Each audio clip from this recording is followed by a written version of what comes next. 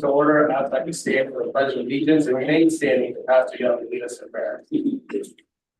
I pledge allegiance to the flag of the United States of America and to the republic for which it stands, one nation, under God, indivisible, with liberty and justice for all. Let us pray. Dear loving God, we are grateful for your love and grace, which have protected us from the heat and guided us to peace. Tonight, a council meeting will be held to facilitate the sharing of plans and wisdom among the leaders of the Blissfield community. We acknowledge that we come up with our own ideas and plans. However, it is our God who determines the result. May all of our plans and events be for the benefit and enjoyment of the residents of our region. May the leaders who serve this area be guided by your grace and peace, and may your blessings be bestowed upon their health, homes, and businesses. May this gathering contribute to the economic and political growth of our district, ensuring that all individuals are treated equally and that we are a peaceful community that promotes love and encouragement. We pray in Jesus' name. Amen. Pastor Young. All right, so this is the zoning board of appeals meeting. Lisa, if you want to call roll. James Dyson. Present. Gwen Newsom. Here. Lily Greenspeicher. Here. Mike Donovan. Present. Gary Hayes. Here. Eric Rogers. Here. Timothy Waters. Present. Thank you. All right, presentations and communications of a public hearing. Do I need a motion on this? The whole open public hearing. All right, someone like to make a motion. I'll make a motion to open the public hearing of the zoning board of appeals. Support. Thank you. Get support by Tim, Lisa. All right, motion by Jerry. Go ahead. Bill. Yes. Eric. Yes. Gwen. Yes. Mike. Yes. Tim. Yes. Jerry. Yes. James. Yes. Thank you. All right. We just move through with the agenda then, or do we have to hear this? You should take any public comment at this time regarding the application. And then you'll close the public hearing and then move into your new business. Okay. So does anybody have any thoughts or would like to say anything about the public notice? Staff would like to share some responses that we received. All right. Staff received 6 responses total to ZBA 24-5-1. 5 had no objections. We received 1 that stated objection, but there were no comments on any of the 6. They just simply said those words and They check a box. they just, okay, so they checked box. So they either can check, I do not object to CBA, or I do object, and then there's a comment section at the bottom of the page. Right. Nobody did any. What were those numbers again, please? 6 total, 5 no objections, 1 objection. Thank you.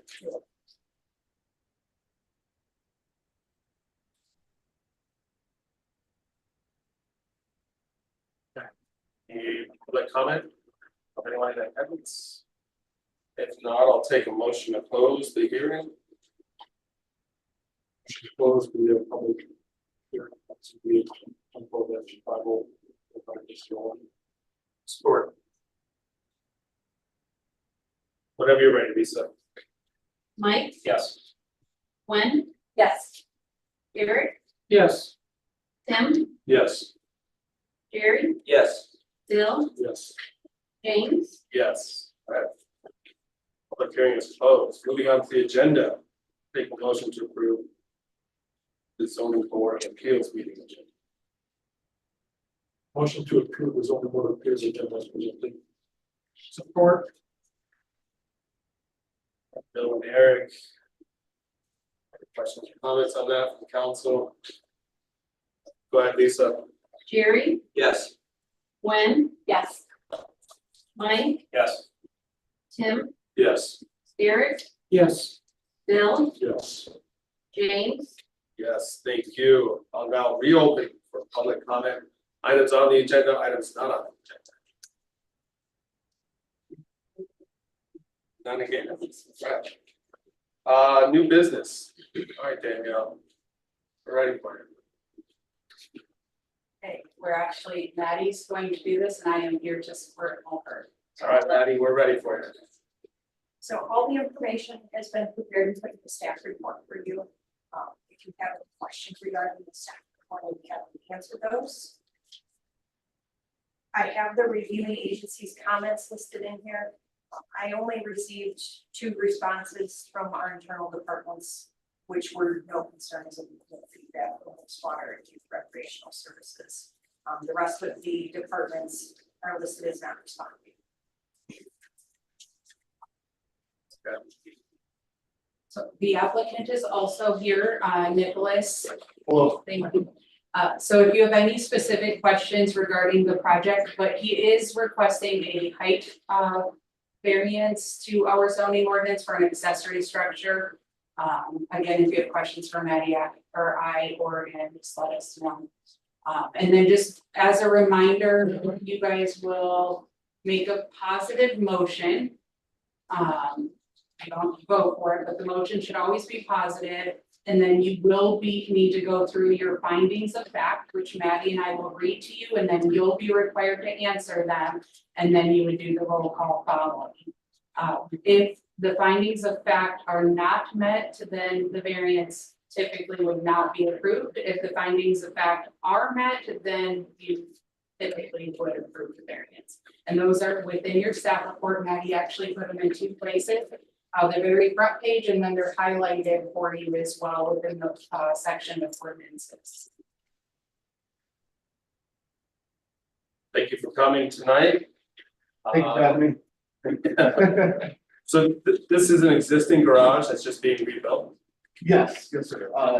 In the fall, tree fell in my garage. It took about half of it off. We got to demo the rest. Okay. The garage that we are planning to rebuild is the same footprint, similar height. If we're not really changing anything or doing anything different than what the existing structure is. Anybody else have any questions? How tall was the previous structure? I did take a tape measure to it. I did have my 10-foot basketball hoop on the side of it, and it did go over at least a good 8 to 10 feet. This new garage may be even a little shorter than what that existing garage was, but I can't give you a good hard number on what the old garage was. But the new garage is 11 inches taller, is that correct? I'm not sure the height of what the old garage was. So that's, okay, It is similar height. I never took a tape measure to it, and I couldn't find the blueprints of what that. I understand. There's a number of garages on that street that are like block-ups that have attic spaces, so there's full height attic spaces.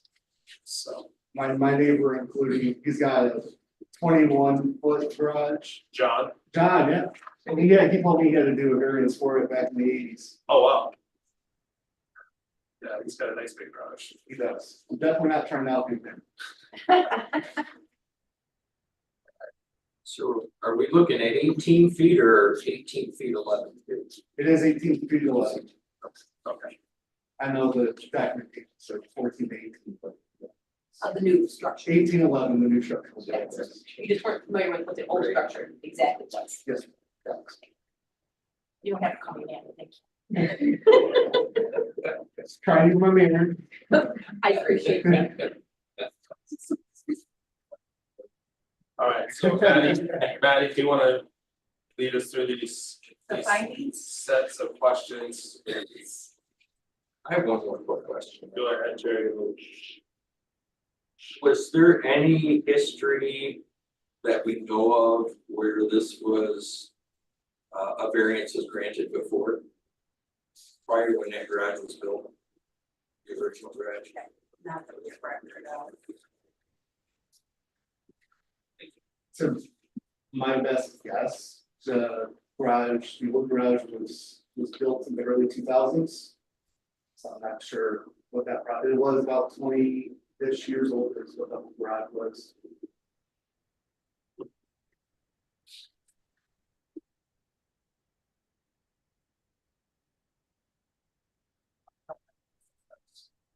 Anything further? All right, Maddie.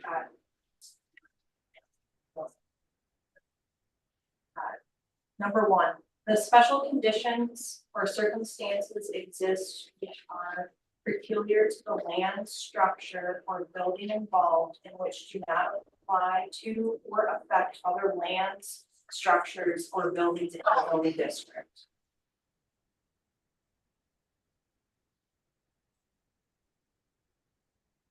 You're supposed to have discussion or comment on it, Danielle?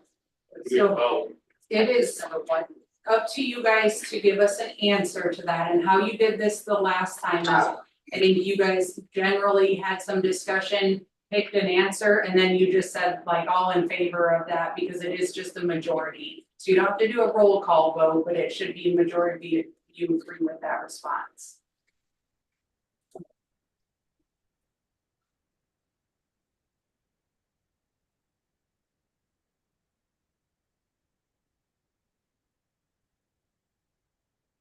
And then I think we had discussion last time, like Dollar General, that even if there's a no answer, it doesn't preclude us from. Is that correct? So these are statutory requirements that are set through the Zoning Enabling Act. And the way that act and then our ordinances mock or copy those is written is that if the applicant can prove that they meet all of those findings, then the variance should be granted. If there's any one of those that are not met, the variance should be denied. And it is up to you guys and the applicant to, it's really, and we talked to Nicholas about this, it's always the applicant's burden of proof.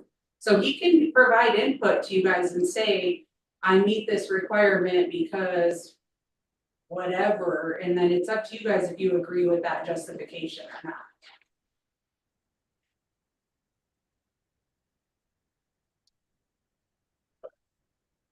I have a question. Was the original barn that was there that was taken down or partially taken down by the tree, was that a gambrel style roof? It was not a gambrel style roof. It was A-frame. And there were lofts above for storage. The new garage does plan to have a gambrel style, just for additional storage. At the top floor above the garage. That's all, that's why I was using that space for is for storage. I do a lot of community service projects in the area. I take care of a lot of the elderly folks on our house.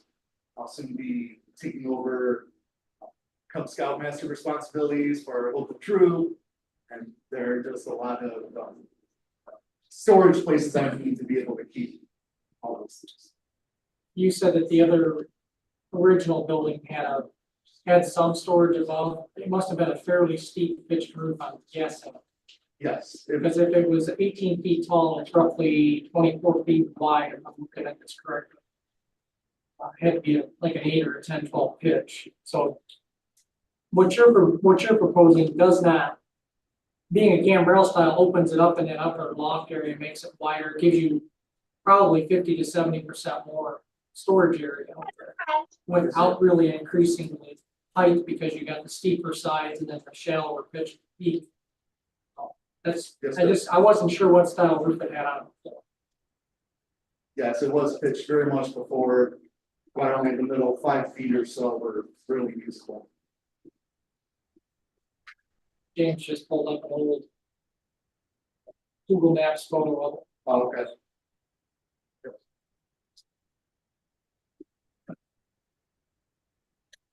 All right, council. Can I ask, what ordinance are we referring to, Patty? Sorry, going back to, It's accessory building. Accessory building. Actually. For 16, something, right? 1303, 1303. which with an accessory building shall not exceed 1 story or 14. If it's attached, it can be up to 30 feet, according to our schedule of regulations. If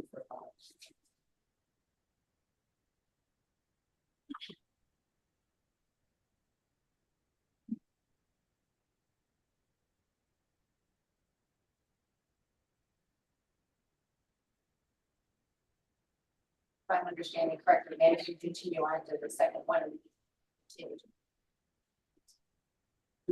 You want to skip one and come back to it? Is that what you're asking? Yes. Yes. Okay. number 2. That the literal interpretation of the provisions of this ordinance applied under these special circumstances have created or will create practical difficulties in the applicant's use of land, building, or structures.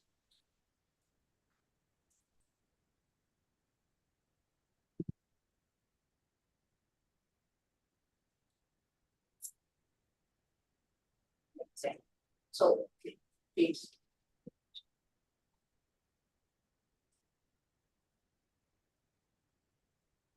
It's not one. But it's not a great pressure. Well.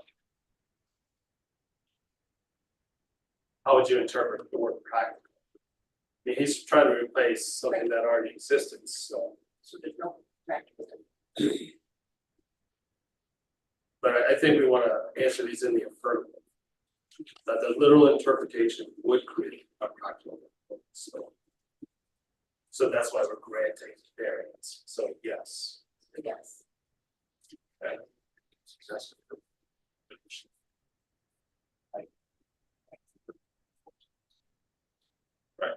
Understand. Okay. That's the solution. Yeah, that's good. Yeah, I know, that's the, It did. awesome, thank you, Bruce. So that's a yes from me, unless council has other input. Okay. Great, Ready for number we are. Number 3, that the special conditions and circumstances did not result from the actions of the applicant. That's an easy yes. Okay. All right, 4, That the variance is the minimum variance necessary to alleviate the practical difficulties in the applicant's use of land, building, or structure. okay, so can you expand on that? Why did you determine the height of the proposed building? I just wanted to keep the new building similar to the old building. Had good footprint, no one, ever complained about it. I thought that it was plenty of room to do the things I needed to get done. Except for obviously the guy that needs a little more storage. So, But well, you're going through for a different roof structure to expand that storage, right? You're really not increasing the height. correct. Okay. We don't really know what the original height was. Well, that's right. We can guess at it. I do say that loosely, but it is very similar height to the old. Yeah. building.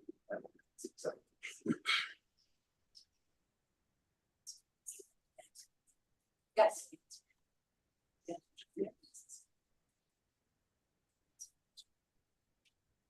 Yeah, I don't think you're gonna get anything smaller for the width of the building right there. How much? Okay. So I'd be okay with a yes on that. All right, so at least 5, Maddie. 5, that the granting of the variance will be in harmony with the general purposes and intent of this ordinance, and will not be injurious to the neighborhood or otherwise detrimental to the public welfare. This finding shall include but not be limited to findings that the proposed variance will not A, impair an adequate supply of light and air to adjacent properties. So I'm gonna read these A, B, C, and then you guys can answer them and know exactly the next one. So yeah, that's a yes, that's fine. Okay. B, unreasonably increase the congestion of traffic in the public streets.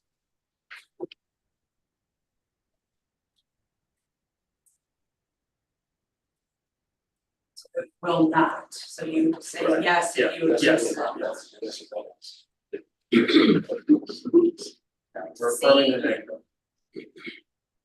C, increase the danger of fire or endanger the public safety.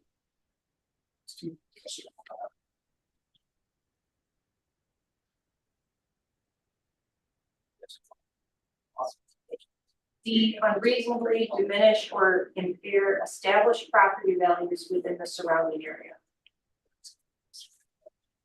Yes, it will.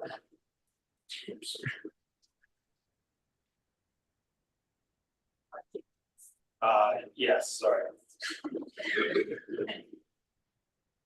No, not excuse. I think you just have to go back to number one. Restate that, you just already. Yes, I'm gonna read number one again for you guys. One, that special conditions or circumstances exist which are peculiar to the land, structure, or building involved, and which do not apply to or affect other land, structures, or buildings in the zoning district. And so I was thinking about this, I can make the argument that a special condition does exist in a new structure being proposed. Simply replacing what was already there. So we wouldn't really be amending or granting a special circumstance, we're simply recreating what was there. So the unfortunate event of the tree falling has created this circumstance. I don't see a reason to vote no against it. That's my interpretation. I see, that's what. I fail to see. Anybody else have any no's? Just for staff clarification, is the response to that yes simply, or are you yes Yes. with the elaboration, or just? It's a yes? simple yes. Okay, thank you.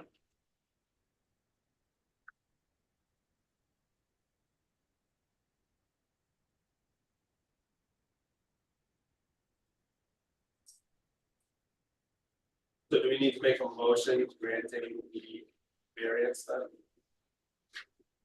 Yes. Someone want to take a shot at it?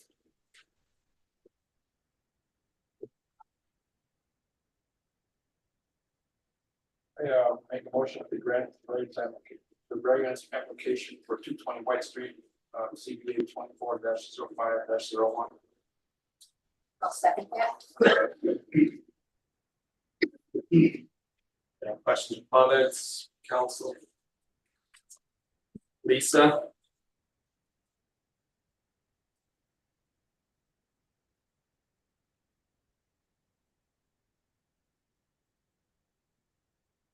Derek, Yes. Gwen, Yes.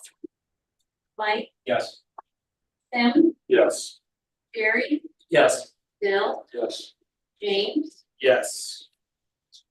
Motion passes. Thank you all. Thank you for being patient, allowing us to work through it, your help. I do need a motion to adjourn the meeting. Make a motion, we adjourn the zoning board of appeals.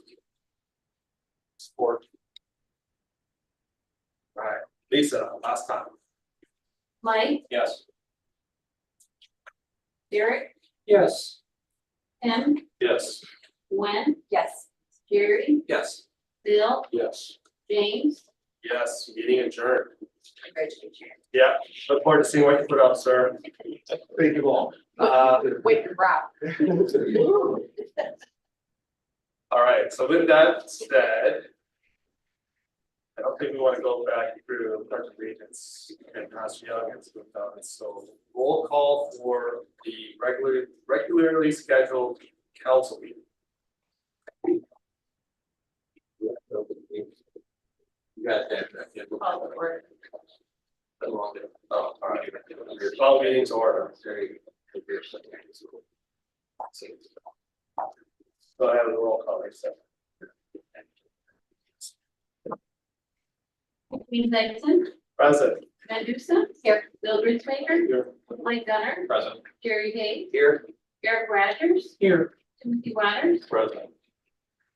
Ready. I'll take a motion to approve the minutes of the last meeting of June 10th, 2020. I move to approve the minutes of June 10th, 2024 as presented.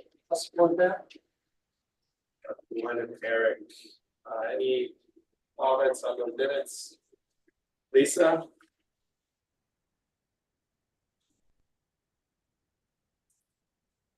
Tim. Yes. Bill. Yes. Jerry. Yes. Mike. Yes. Eric. Yes, Gwen. Yes. James. Yes, thank you. All right, moving on, presentations and communications. We have the grant summary report. Want to go over that with us? I know that was requested last meeting, I believe. The only thing I didn't see were dates. Does anybody have questions about any of the dates? Not about the dates, but I know I talked with Danielle a little earlier today regarding another issue. And I believe, Danielle, you're gonna be putting this out to a letter. I am, yes. So she was sharing with me, and then the only comment that I recommended and suggested was that that she would explain, like, for example, with the RRC grant from MPTC, what it went towards. I mean, just for clarification to the public. Just to enter it into public record, total grants received since 2021, $653,650. And I think that there,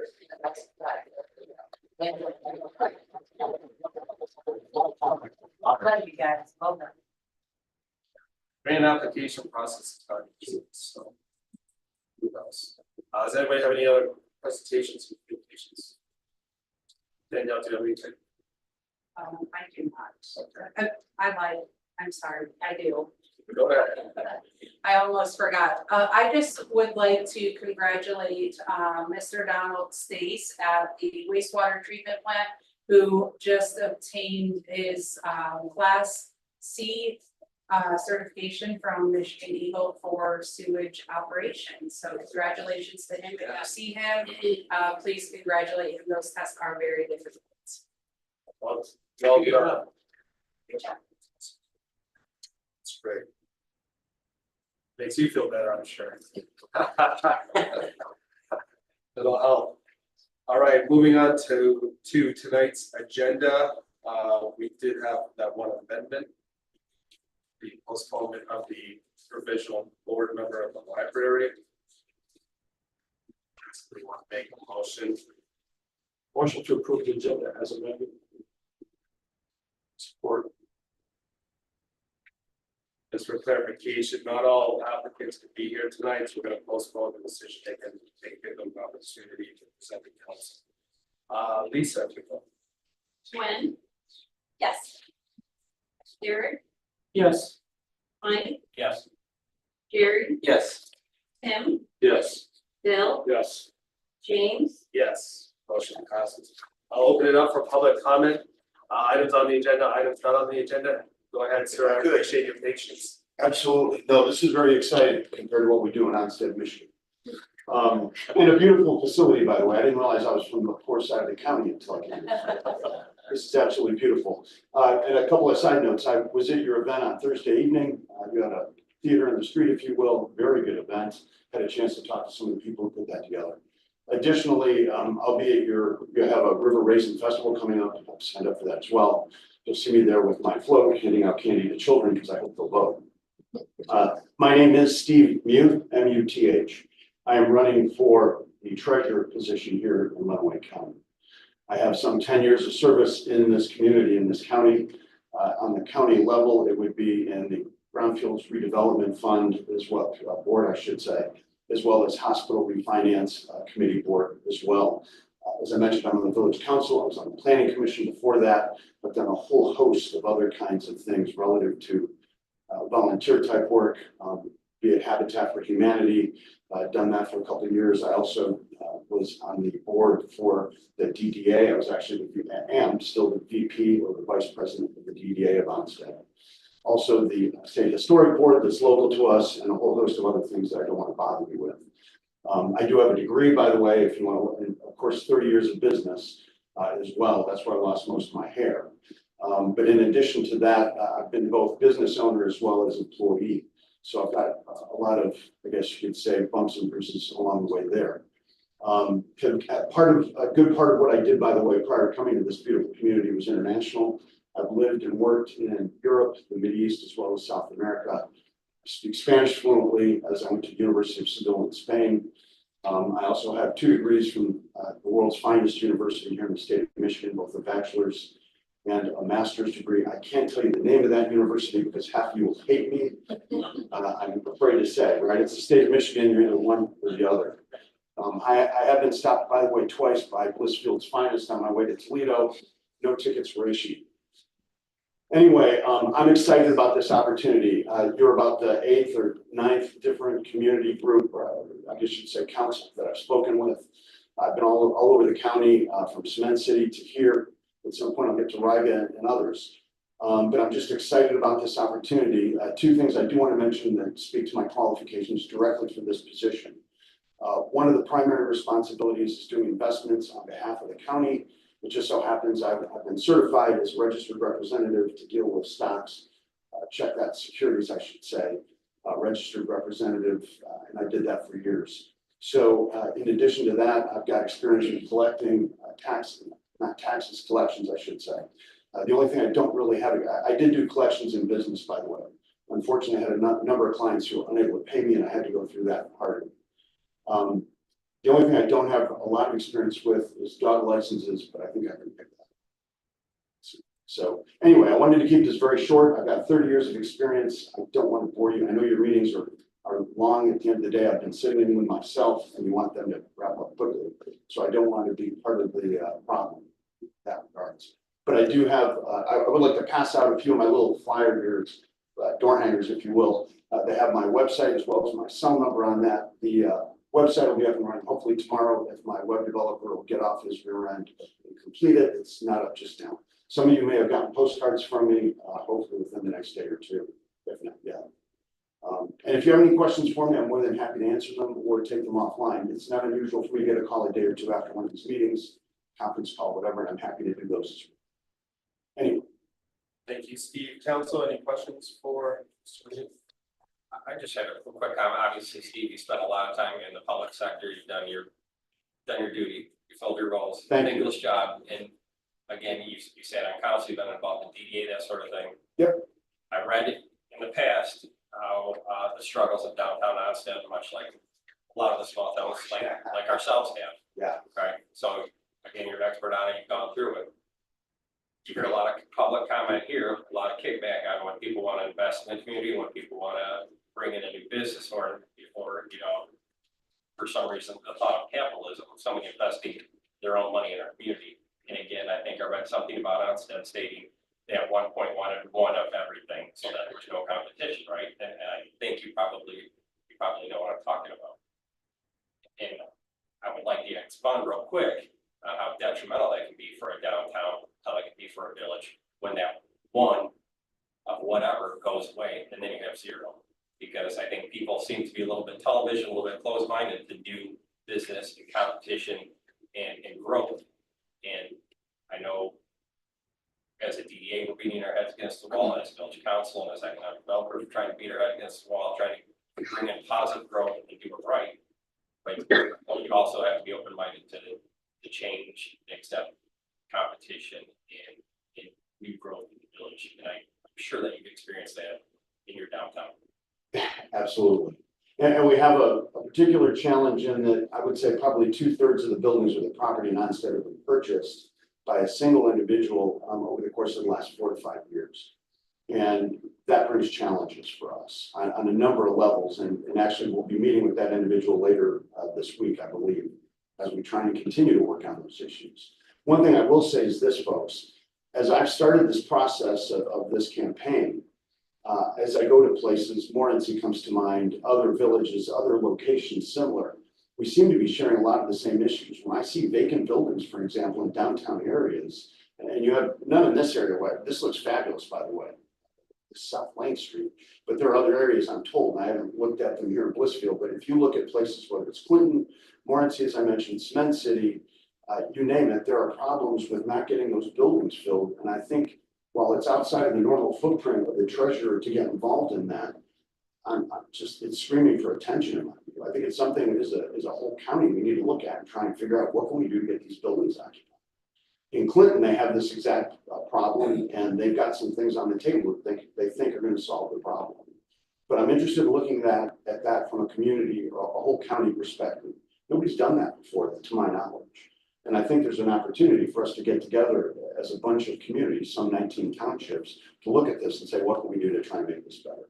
And I think there's some options. So yeah, we've got a lot of issues in Onstead, and it's interesting because, you know, we have an election coming up, and it's gonna be interesting to see what the voters think. We've also had some infrastructure issues, right? We've changed out our plumbing, our sewer system, as well as our lines. Thank you, Mike, for bringing that up. But yes, we have a lot of challenges, and we'll continue. And there's a lot of details I'd love to throw at you, but it would take you all night. I don't think there's enough alcohol in Blissfield actually to go over all of this. I could probably talk your ear up all night as well, because I know that your main grocery store sold out, correct? It did. And what went in there? Dollar General. A Dollar General. Correct, Exactly. yeah. So again, people need to be cognizant of what happens, what can happen when there's just one of something in town. And I commend you for working hard and dedicating your time to your village. Obviously, you have good background, good history, and good knowledge. And I Thank wish you. best of luck. No, and I'm absolutely shocked that you know so much about the village of Onstead. Because we were a small village, folks. We're probably less than a third the size. We're all in the same struggle boat. Right, So, I but get it. that's good to hear. Yep. Thank you, Mark. Thank you. Well, thank you for your time and good luck. Thank you, folks. Again, I appreciate you giving me the few minutes, and I wish you well.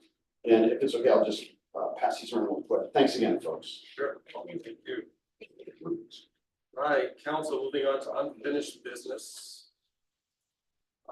Back to the tractors.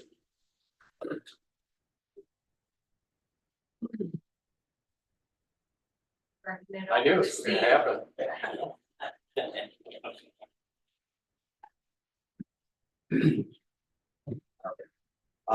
It's been an interesting process. It started, actually back September of last year. I came to Daniel with a proposal after looking at our asset management plan that we had previously laid out. And the tractor that was in the asset management was considerably larger, considerably more expensive. So at that point, I went by Redline and asked them if they could give me a price on what they felt a mid-sized tractor. And I looked at that and everything panned out on that. So that led from Daniel put that in the budget plan.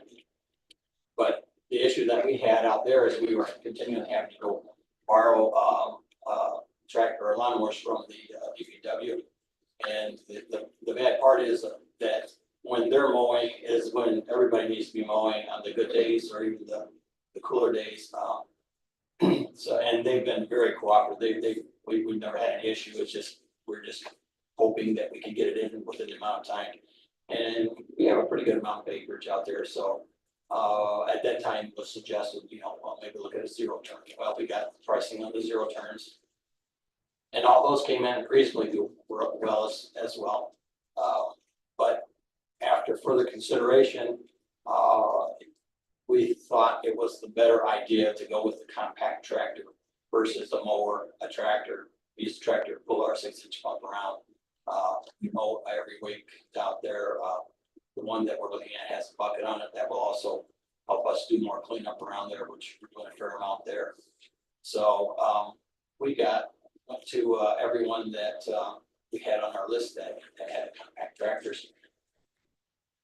surprising to me, one of the larger ones that we felt would have that, Buckanabe, they don't carry, compact tractors, and there were other ones that do not, deal with compact tractors, so we were left with, estimates from, or a quote from John Deere, out of Tecumseh, which their governmental issues or, governmental organizations come out of like the Detroit area. And, they were very good about getting back with me on a quote for that. When I went in September and spoke with, Connor Freese at Redline, he had told me with the pricing that we got there, he says, when you come back to us at that time, he says that price, he says, I don't think your council will mind if the price that goes down. I said, I don't think so. So I went back to them and it was on a Tuesday, and I said, our council meeting is on the following Monday. We need to have the information that Wednesday prior to be able to get our administrator to be able to put it to the council. So, the pricing is pretty close. It's about $1,700 difference. So I felt it was my obligation to do my due diligence and do some checking further, because I was by no means say I'm an expert on the compact tractors. So I used my resources to go talk to people who actually work in the field, work with John Deere, work with other tractors. One of them was out of Buckanabe, and the two people that I spoke with, through several reasonings that they had, said if between the John Deere and the Kubota, they said I would go with the Kubota. These are people who work with it, who work on them, who sell them. That was their recommendation. Initially, with the price of the Kubota on the 27.5 and the John Deere 23, I even couldn't justify the Kubota at that price. However, when they came back the pricing, once they got the governmental pricing in there, and it came down to what I looked at, or machine wise, and what I'm being told by people whose opinion I trust, which I consider experts, I felt the best fit for us was the Kubota. The statistics are pretty spot on. Things like the 3-point hitch on the Kubota will do 1,400 pounds, the John Deere 900, which that's here nor there, just minor differences. But what I'm being told is down the road with things, if they do go wrong, then Kubota does everything within their organization versus some of the specs of John Deere might be a Yazoo and this or that. And so that was their reasoning behind that they felt they would go with the Kubota on that. So that's, we like I said, we've been doing this for a while, trying to get something set up just so that we can get something out there that I feel like with the guys that we have out there will last us for 15, 20 years. The tractor we currently had, I don't know if any of you had a chance to see that, the mowing deck had cracked welts in it. It was in rough shape. It did its time. It was, I think, in 1986. It did its time, and I think it's time for us to replace that one and move on. And then, as Daniel said, that we could put that out there too and see what we can get for the existing one that's still there. It runs. So we want to get you a tractor, That would be my. and you want the cheaper, or the less costly version of what originally you asked.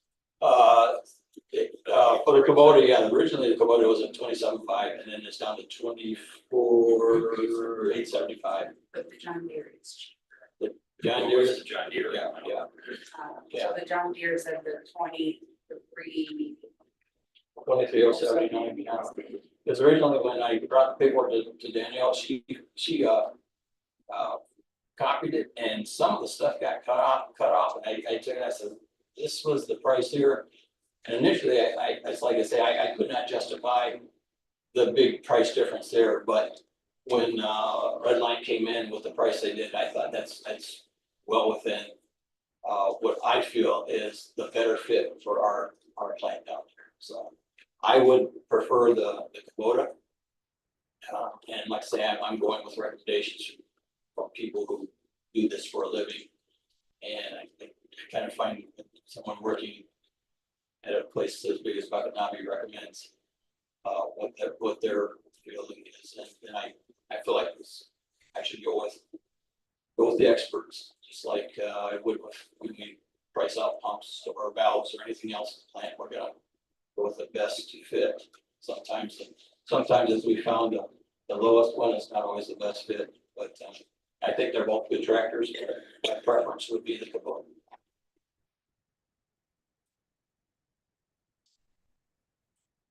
Go ahead. Move council to approve the purchase of the compact tractor from Redline Equipment in the amount of $24,875. Support. Moved and supported. Any other questions for Steve? Think. Go ahead. Because we are already officially approved the purchase, should we rescind, well, technically one of the two, just. So it's not, we're not authorizing the purchase of two tractors. If you want to, I took no action on that Right. last item at all, but just to be, and I don't plan to, but if you want to, just to be clear, it's not gonna hurt anything, sir. Which is the reason I came back, because when I re-listened to the council meeting on the next morning, I thought, I don't think there was a yea or nay vote on that, but I wasn't sure, so I thought I would, like I said, go to Redline and go through there and give them a chance to re-report that. So, I appreciate the homework that you did, Steve, for lack of better words, and for you to come and to discuss it and explain research that you did, and that makes you an informed participant, it makes us informed, and we want to do the right thing, and you, by you doing that and taking that time has allowed that to happen. So thank you. thank you. All right, so do we want to take action on the proposed motion, or do we want to? Do we want to do a friendly amendment to rescind the previous motion made on June 10th? In that motion, who was the first? Tim. Yes. All right, and then you were the second, correct, Bill? Are you good with that? So the motion would be to approve the purchase of the compact tractor from Redline Equipment in the amount of $24,875 and rescind the previous motion made on June 10th. Whenever you're ready, Lisa. Jerry, Yes. Eric, Yes. Mike, Yes. Gwen, yes, Bill, Yes. Tim, Yes. James. Yes, thank you, Steve. Thanks again for your Got a time. new orange tractor. Okay, Bracken, you All did, right, on to new business. First up, the village.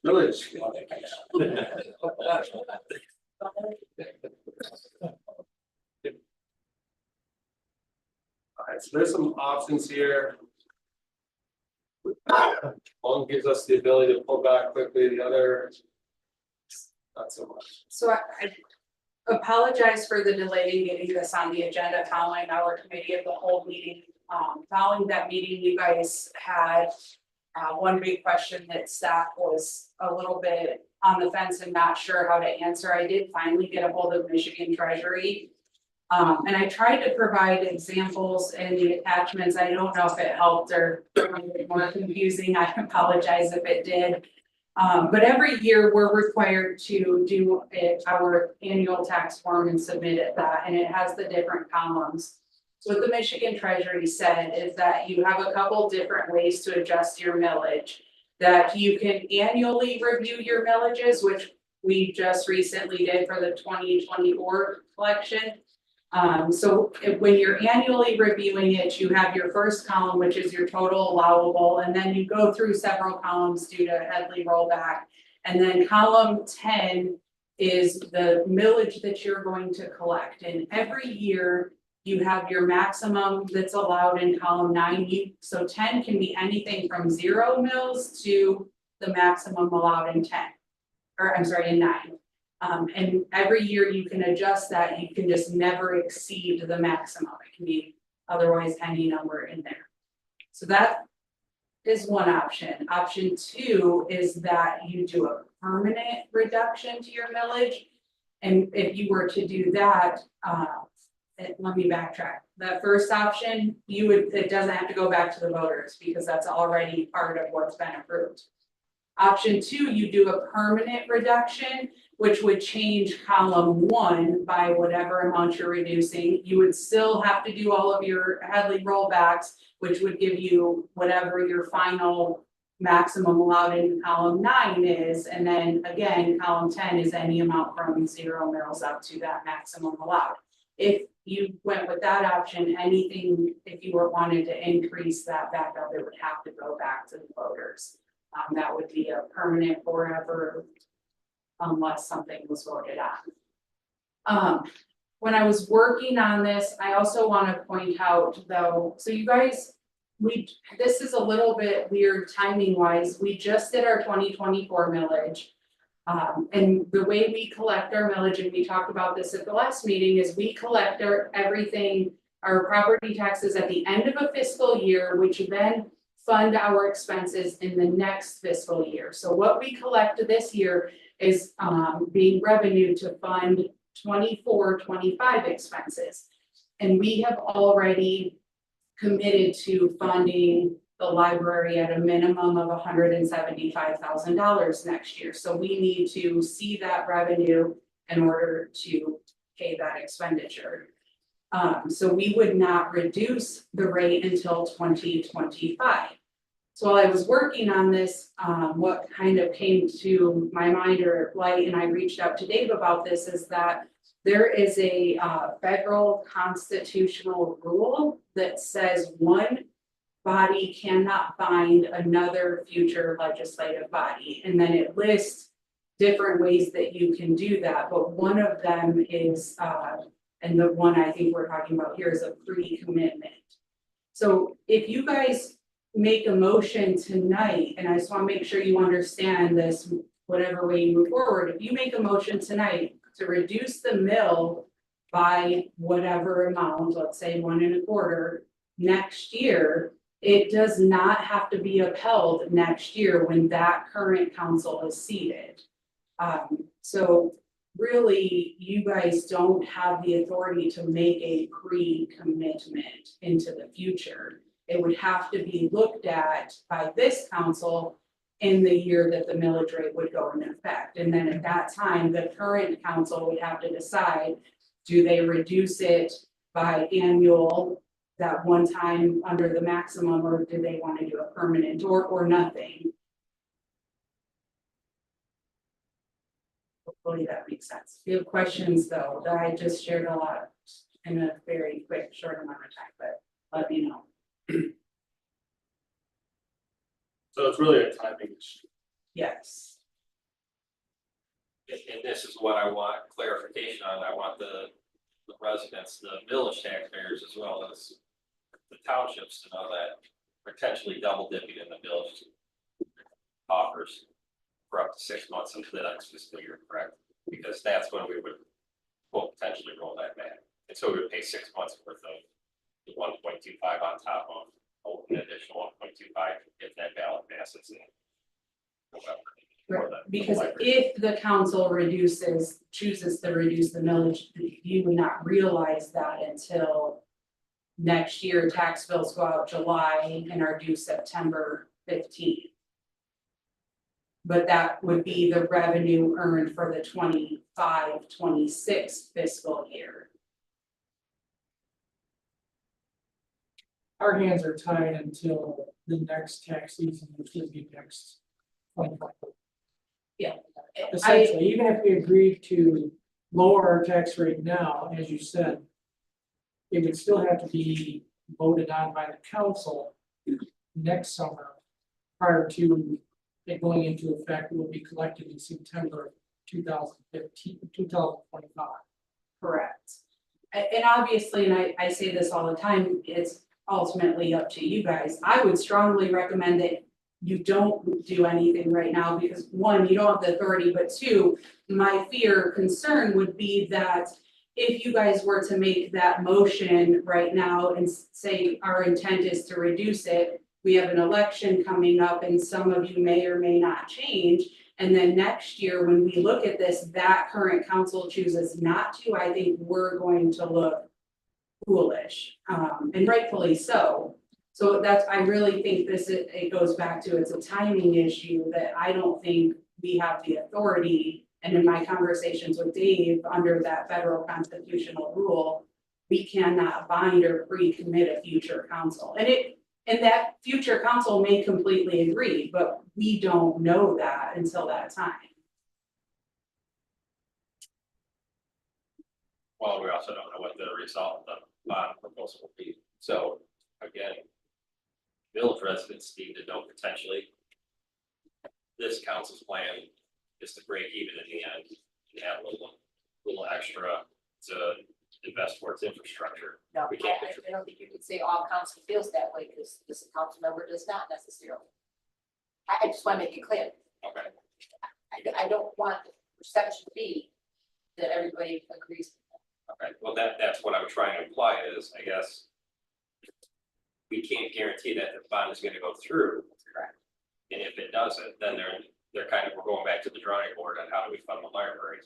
But if it did go through, we can't guarantee that the future council will roll back 1.25. So again, the potential property owner and average property owner in this village will potentially be paying $100 to $200 more in property tax per year if the next council doesn't act on what this council's quote intention and this library board's intentions were of trying to fund the library or make it a little more self-supportive.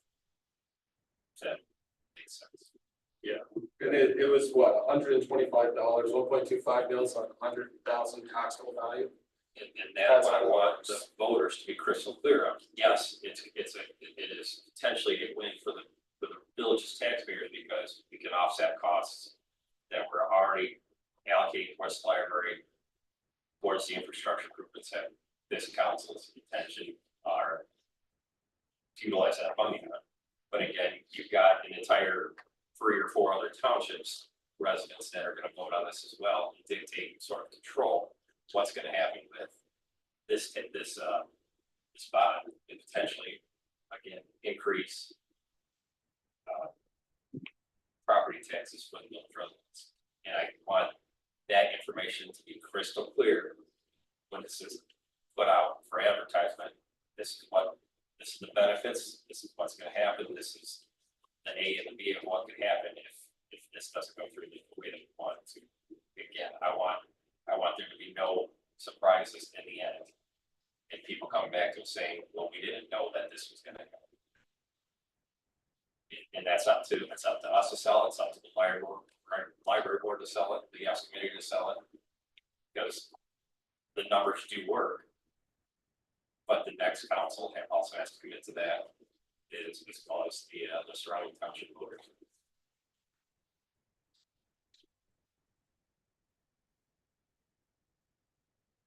So what our options here are really take no action. Yeah. That is what Or wait until, so what happens in August? If, let's say in August that it passes. Passes on the 1st of 10. What options do we have then? So you would look at your taxes, I put June, it would really probably be May that we would come to you and say, are you A, wanting to do anything, B, wanting to reduce it within the maximum allowed or permanently reduce at So that time. the But we wouldn't earliest, be able to do anything prior to that. the earliest council could act would be May of 2025, May, June of 2025 for that 20. We couldn't do anything for this next fiscal year. When we said the truth. When you say the truth. Right, when you do the truth and taxation would be the normal time. You could potentially push the bounds and do it in like December. Because you don't have an election from December to May, and that board would be making a commitment to do something. So anytime after the November election. Because that, and then it's not one council binding the Binding, future, but they would need to be very clear and make sure they've got all the information, Would they have to amend a decision made by this council? No, because, well, unless you guys take action tonight, which I would not recommend. But it's Based on that. binding, so. Right, but it just, I think it just makes us look.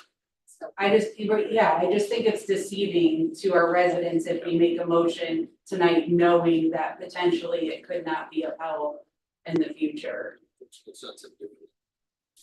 No. And I- Really the only thing to do is just make a strong recommendation to the next council.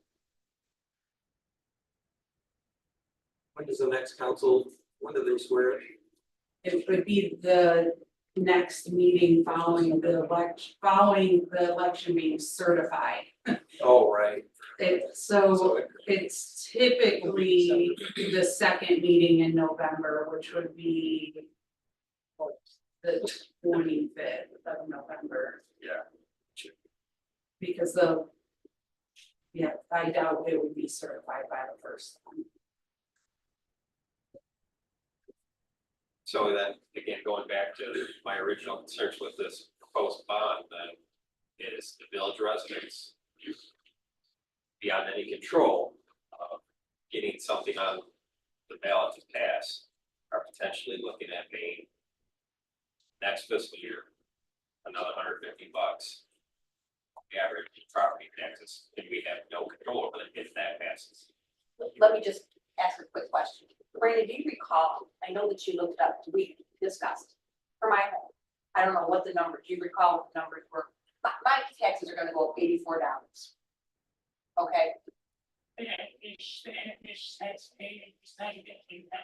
I think that, so I think that, I think we're selling some of our residents in the wrong direction, my opinion, totally my opinion.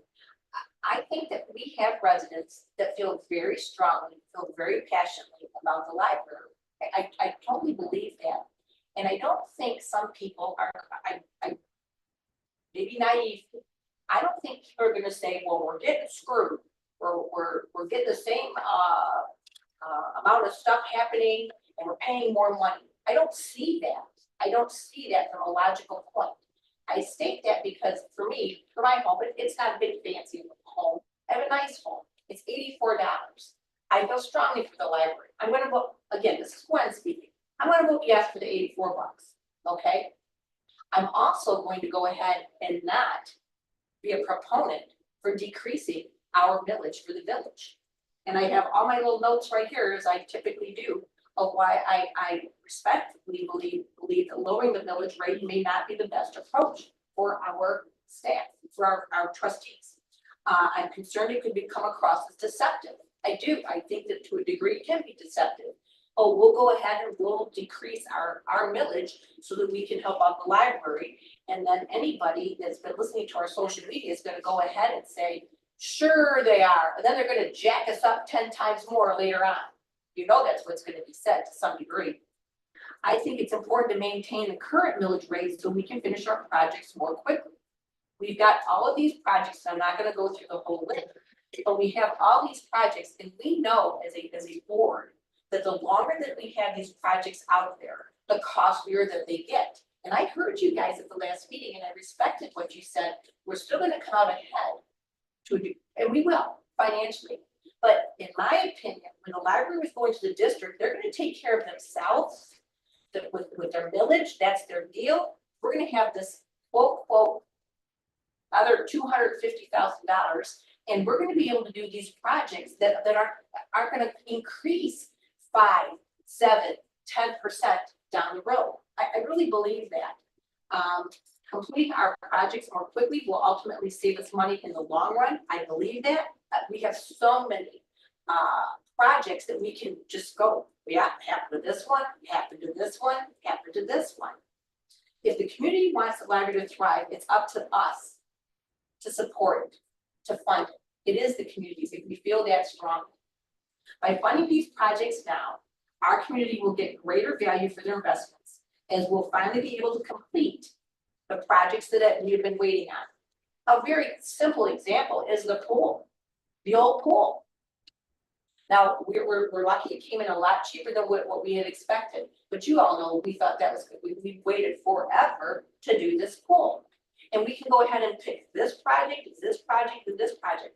I have faith, maybe it's again naivety, that the residents will choose the library. The library will be able to be sufficient, self-sustaining, and then we can go ahead, not change our millage and get projects done. So I know I've gone off on my own little soapbox here, but I just want to make it clear that I think that as if we say that, oh, we're really thinking to do this, I'm not. I am not. So I don't want, and I don't want it to come across as deceptive. Well, I'm hearing the village trustees talking about a decrease in the millage. Well, we're giving the impression that that's what we're going to do. That's the impression I'm feeling. If I were in the audience or I were listening to Zoom, I'd be getting that impression. That that's something that's gonna be coming down the road, and I don't think that's a fair statement. I'm off my soapbox now. Thank you. Appreciate the comments.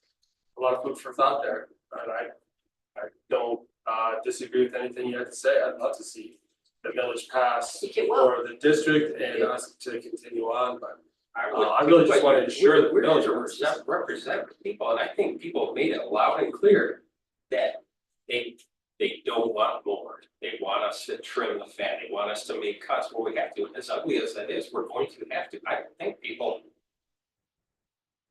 Yes, I could probably afford it, most of us could probably afford it, but there are a lot of people that can't afford it, another $85 a year, and don't wanna see that.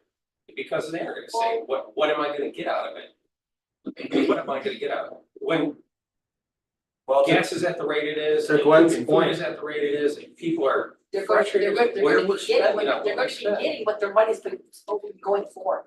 Going To towards. Gwen's point, taxes have to start, taxes are always in flux, but they will start to creep up because things are becoming more and more expensive. I Just- think the it's just public the has reality. made it loud and clear that they want to see us do less, and It's hard to hold it on this I level. don't like it, but that is what they want, they expect of us, that is just, that is. I think they expect us to use our monies that we are collecting through our taxes, and they expect us to get the projects done. I believe that.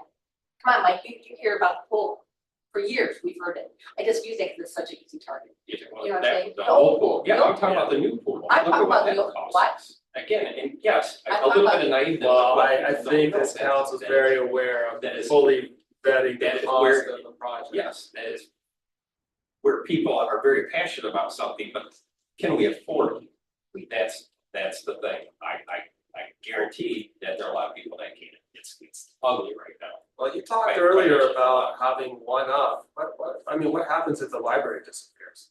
A lot of people rely on that for their resource to government, to a health resource, just. I don't see it disappearing. It's. I don't see it. With one gives, something has to give, something has to take. Well, and I'm not trying to imply that I don't like taxes to increase either. I don't, no one does. You know that. But I just believe that with, you have a commitment to getting projects done. And I think that we have a commitment to doing that. You're right, and we also need to get the proper information out there, because social media is ugly, and a lot of misinformation is out there, which confuses people and riles people up, and I agree with you 100%. And that's where But Brandon, it does boil if we down. go back I down wanna pay more. to what Brandon was stating, but see, this is where. I am sorry The to library interrupt. board This is director. the interpreter. I cannot interpret when more than one person is talking. We were just here last week about it. Ben was just here. That, you guys know that you have I don't want to say a battle, that's the wrong word, that is a negative connotation, but you know you have your work cut out for you. But I think one of the things that you need to talk with, and I'm sure that you have, is right there with Brandon. When I talked with him, I said, okay, here's what my house is worth, how much is it gonna cost me? I'm anticipating $120, $130. And Brandon said $84, I said, I can do $84. You know what I'm saying? So you guys, I know you know that. But that's something I can flip on a chart when people ask me, how much is it gonna go up for me, but man, that's. But yesterday had a pamphlet that's going out with all kinds of information about the taxes. It might be a little misleading because, like you said, it might seem more than what it actually will Yes. be. But also what you can expect to gain even if you are a village resident and have been using the library, what you can gain from the district library, like what, you know, we're not gonna have, in the end, we're not gonna have so much more money, but we will be able to increase our services to some degree, so we want to, we're highlighting that in the information. We're trying to give everybody as much information as we can on a two-sided sheet, But so, and that's going you out. guys recognize it comes down to the almighty buck for a lot of folks, and that's Of where, course, that's why it's so hard, that's why this is, yeah, it's definitely a challenge. you know, it's $84, you're talking $2 a week for me for my 52 weeks out of the year, okay, for $2, all right, so I don't go out and have one. That's less than a beer a week, come on, okay. I think there is a lot of support, even in the townships, you know, You guys we're all work it trying, out for we you, are. but that's just my stance. I'll be quiet. All right, so I mean, it seems to me we can't take any motion, any action tonight, anything we did would seem illegal. Cannot bind a feature. So we can make a recommendation if someone would like to, and if not. On the bottom. I'd like to make a recommendation for the next council. Any words of wisdom? Then going on. All right. No action taken then. We're gonna skip item number 2, moves us to 3. Appointing DDA Main Street board members. Thank you, library board members. Move council to reappoint Dr. Frank C. and Leo Wilk to the DDA Main Street Board. The term ending June 30, 2020, reappoint junior Main Street board member Ellie Saylor for a term ending June 30, 2025. Support.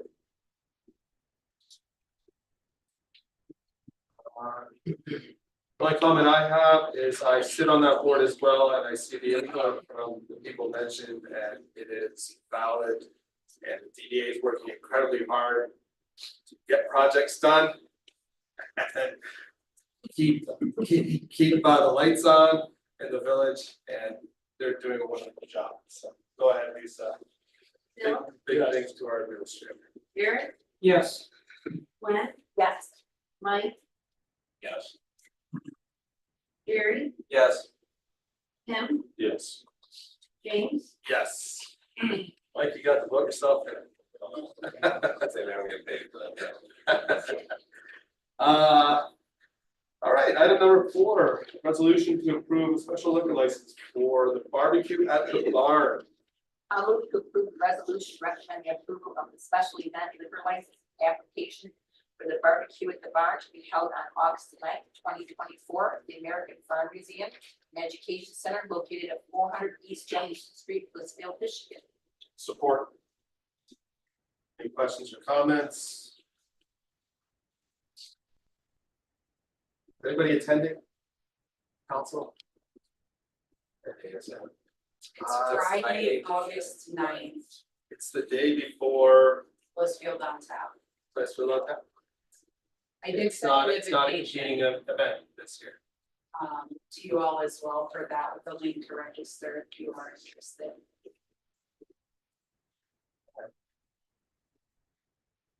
All right, Lisa. Mike, Yes. Tim, No. Jerry, Yes. Garrett, Yes. Gwen, Yes. Bill, Yes. James. Yes. Thank you. Here's a new one. The STEP Planner Project. I'd forgotten that we had earmarked some funds for this, and it, yeah, and I love the fact that Rotary is really working hard to partner with us on some of these projects, so I appreciate their work and your work with Rotary, Danielle. Is there any questions on this one? Did you want to say anything, Danielle, to I just really wanted to thank Rotary as well. They're actually working on the Rotary Pavilion roof with us as well.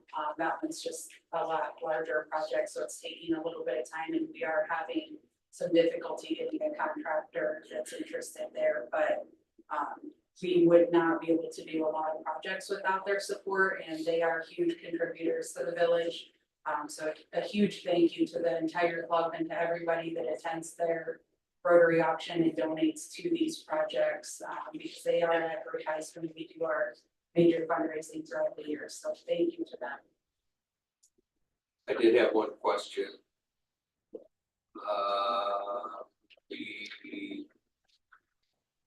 The one contractor made a point of, The Boxwoods, yes. yes, I talked Could we to. look into that at all? Yes, I did talk to Jake about that, so he did not have any concerns, he had actually recommended that, we talked about it, and then I tried to get some timing from him too before, I think we're gonna try to get this removed before bicentennial, I don't know if it'll be planted then, but when he goes to order that, we will confirm as well. Okay. So I did see that too. We've got boxwoods in the planters out front, we're gonna have different homes. Yeah, and Jake thought too that it'd be a good protection from 223 there. I'd like to make a motion to approve the O'Mara Park step planter project and award to Nature Care Landscaping in the amount of $16,070. Daniel, that's natural lawn care, right? Yeah, it is, I'm sorry. It certainly is award to Natural Lawn Care. Am I saying this correctly now? Yes. Yes. Thank you. Lawn Care and Landscape LLC. I'll support. You. Larry, Jerry, Lisa.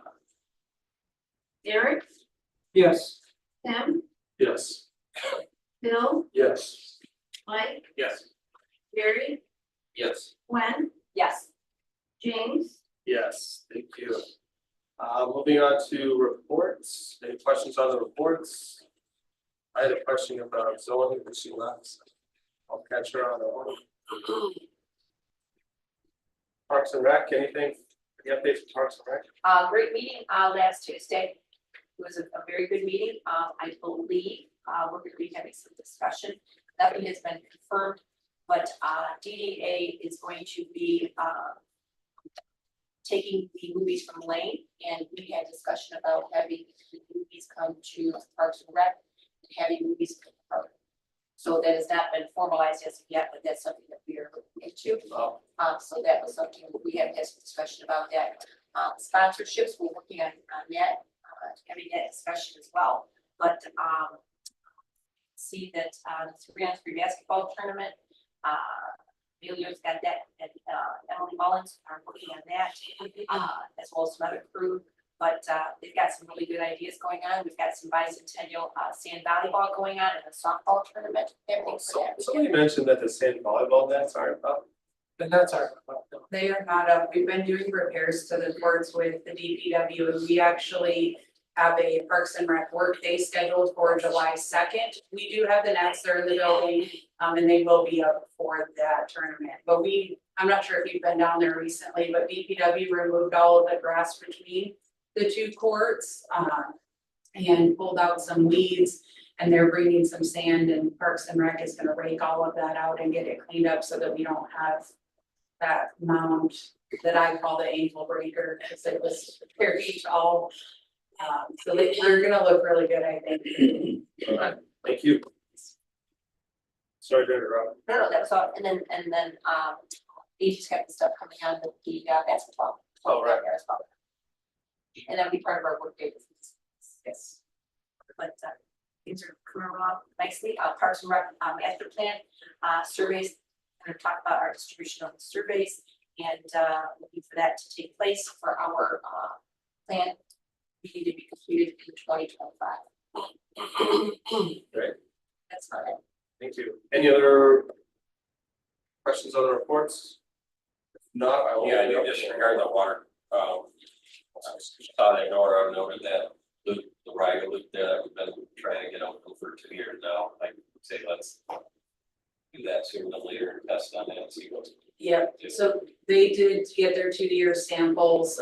She was actually reaching out to them and Eagle to see if we could get that switched back so that we can see how the mixers impacted or affected all of that. We'll keep you posted on that. Thank you. Eagles had some turnover both on their side and ours now. All right, council discussion. I have actually two items, please. The first one is regarding Danielle's evaluation. I would be glad to collect the information.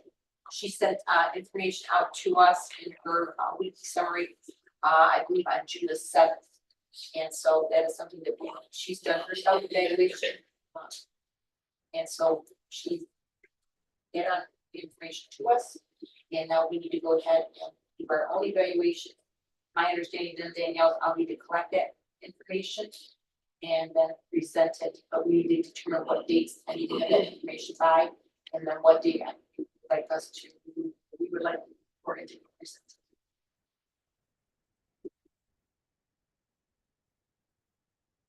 Is there a specific date, Danielle, we have to meet this by? An anniversary date or anything? My anniversary date is July 12th. We typically do it in the month of my anniversary. July 8th and July 22nd are the council meetings. The 8th is probably with the holiday a little bit too soon. So I would shoot for July 22nd, which would mean I would have to have the compiled scores to put on the agenda by July 17th. How long would it take you to compile the field when? I mean, so we could set a deadline to have everything to you by July 10th. That would give you a week to compile. I would do that. If the rest of council is good with that. I think you were gonna resend that to us. Yes, I'm going to following this meeting. I'll forward or resend my self-evaluation and the blank form. 7th. Yeah. June 7th, June 7th, summary.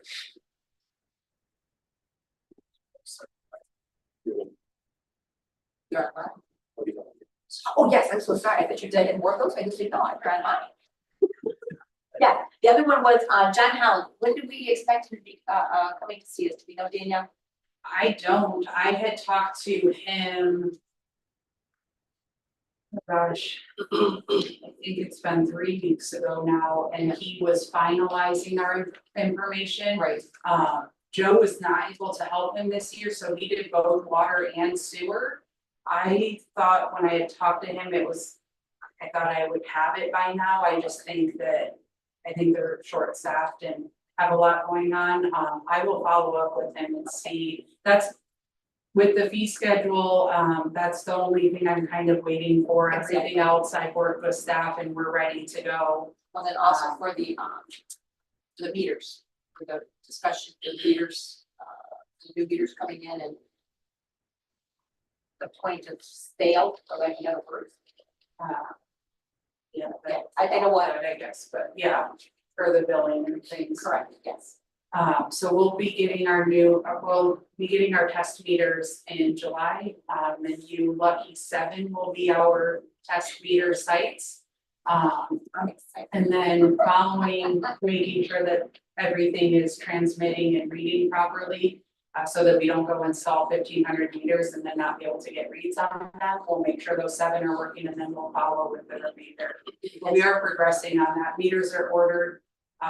We've been working with BSNA to do our export and import files to pull those reads into a Clara regularly. So I'll keep you guys posted on that. But John has all of that information. He has all of our updated capital improvement projects. I think it's just a matter of him finalizing and reviewing those numbers. But I'll follow up with him tomorrow and see if he's got a timeline. And I will let you guys know. Sounds great, thank you. I just want to say I attended the log jam webinar. It was quite interesting. I was able to obtain a copy of the webinar, send it to Danielle, she'll send it to all of us. So we can do one section of it for 250,000, so. This will start on Main Street, okay? But it is quite an interesting process that they came up with. They have this process called Dolos, and it is an 8-ton concrete, looks like a T, and they tie it in with the logs, and it just kind of moves with the riverbank. So if you get time to look at it when she sends it, it was interesting. It wasn't necessarily what we were looking for to take care of what we have, but it is an interesting process. And I think we're waiting on Kevin Martis to give us an update on trying to get some volunteers to come in and remove the log jams that we currently have, so. Just one other thing, I want to thank Jenna and Julia and Emma for coming tonight. And they were to attend a government meeting, and they're here. And I don't know if Mr. Eisen needs to sign your agenda to prove you were here, so after the meeting. And I've worked with Jenna and Julia, Julia's parents for 20+ years. So they came to Blissfield from Toledo, Ohio to attend the meeting tonight. So thank you, girls. It was Jenna, Emma, and Julia, correct? You can guess which one's which.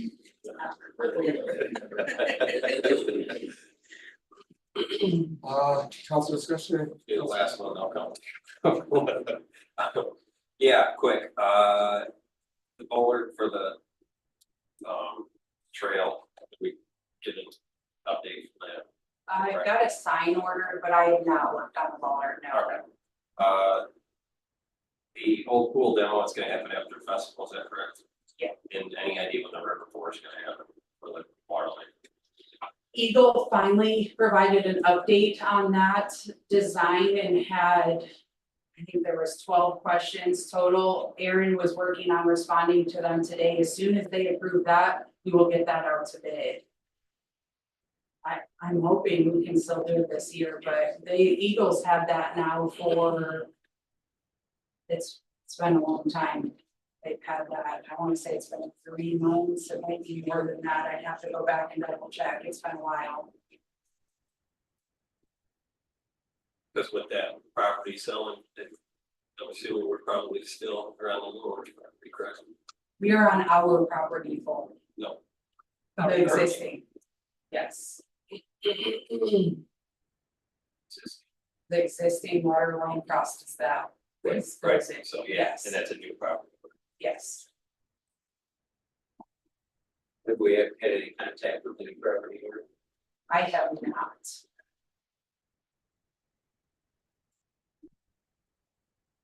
The new water line will be fully on our property. It's, sorry, street RFQs are coming up.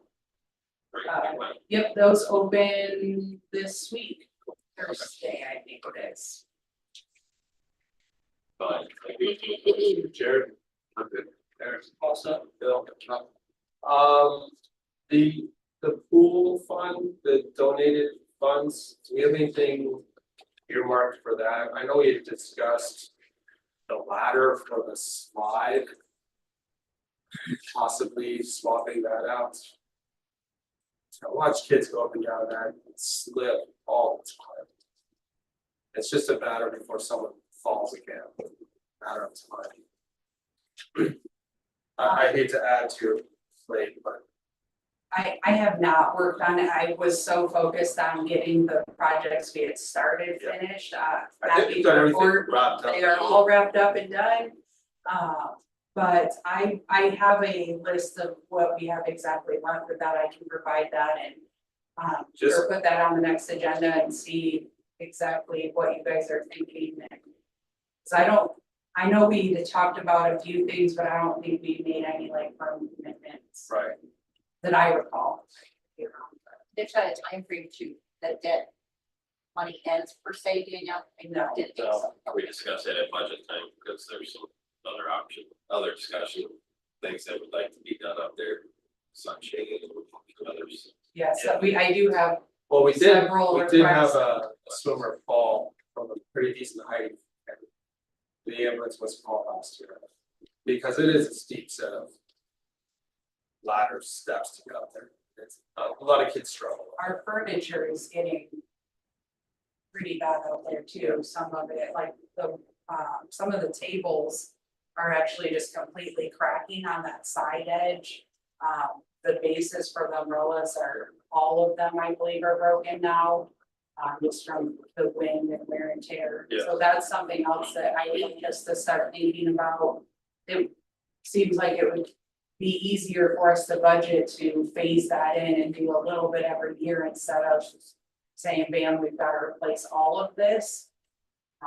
Alright, well, just while, Yeah, there's a just few while the things. pool season's in full effect, let's have a chat on those before the end of the season, so we know where we're at. Yeah, and we have budget discussions coming up, right? Those Yes. workshops will start pretty soon. Yes. July. They were scheduled for the first week of August. I'm taking vacation that week. So we will be rescheduling them. I am sorry, but it is literally the only week the entire summer that my family can make it happen, and we're using like a very short one. So it'll probably be the week following, it'll be the second week, I think. Okay. But I'll confirm that with you. I'll look at the calendar, just because the week before that is bicentennial and maybe, I'll look at it. And usually we schedule 3 days. The last few years we've used 1 or 2.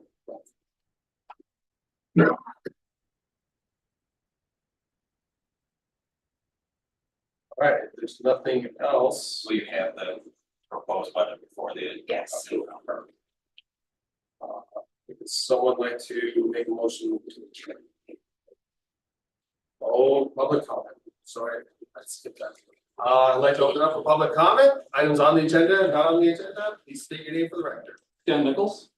I want clarification on council's ability regarding the taxation to change that without voting. Is the maximum set by the voters and then council can work within that? Or is council allowed to adjust the millage rate incrementally in little bits? I was unclear about that. So general village law allows a certain amount of millages for operations, and then anything above that goes to the voters. So the council only has the ability to collect up to the maximum approved millage rate. So they can adjust it down, but they could never adjust it higher than that without going to the voters. Okay, so whatever the maximum is that the voters have approved, that's the highest that they can go. Correct, yes. Okay. And currently we are at the max, not correct? Correct, yes. We typically, as long as I've been here, and I'm sure prior to that, have always collected the We always maximum collected at the allowed. max, we never dropped for a year or two or whatever that council is able to do under the one rule. We've never done that, have we? I don't want to say never without looking into Very the, unlikely that it has ever happened. yes, I would Okay. say it is probably unlikely. Okay, all right, that's all, thank you. Hedwig takes care of that for us. I do want to clarify though, the exception to, so when I'm saying that it doesn't drop down, I'm referring to the general and streets operating millage. So we do have a mill that passed for the bridge bond and the pool bond, and those do fluctuate, those have gone down and up and kind of moved around. And the reason that those millages are different is because we are only allowed to collect what our bond payment is up to 150% of that. We cannot carry any more by law. So if our taxable value increases, then those specific mills would then decrease just to cover that bond payment and no more, because that money cannot be distributed or allocated anywhere else. So when we're talking about it not going down, I just want to clarify that is just the general fund and street mill that would not typically go down. It has not in my time. I could go back and see if it's ever been done. Oh, that's but- fine. Okay, I just want to make sure I clarified that, sorry. Oh, that's okay, that's all right, thank you. Any other public comment?